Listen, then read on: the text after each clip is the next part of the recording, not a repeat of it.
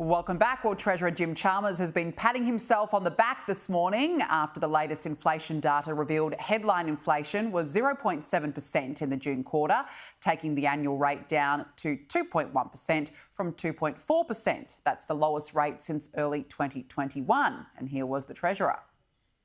Well, today's inflation numbers are outstanding. There's no two ways about it. They are a powerful demonstration of the progress that Australians have made together in the fight against inflation. Joining me now is the Institute of Public Affairs Chief Economist Adam Crichton. Adam, thank you for joining me. Well, the Treasurer can barely keep a smile off his face there, but look, let's cut through the spin. What does it mean for Aussies, and what about the chances of a rate cut?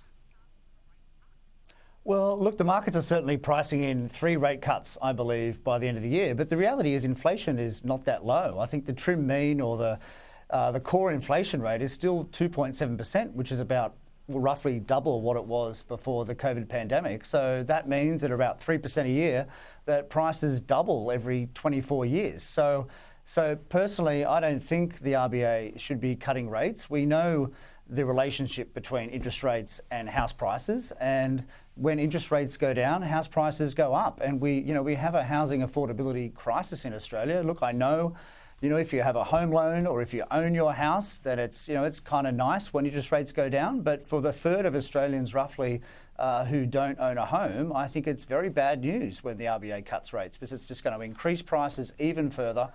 The link with inflation and short-term interest rates is actually very weak. It's all based on theory. So, look, I understand the politics of it. 2/3 of Australians are generally happy when interest rates go down, but we should think of the 1/3 who should not be happy about it. Like I said, inflation's not low. I mean, 3% is not low, Danica.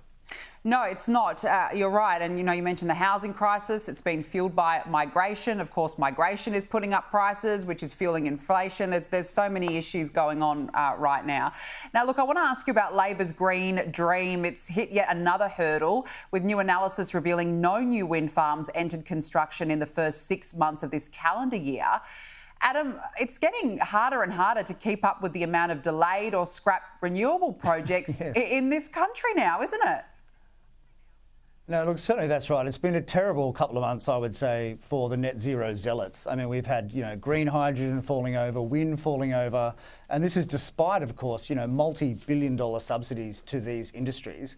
We've got power prices that are basically triple what they were 10 years ago. We've got shrinking manufacturing sector.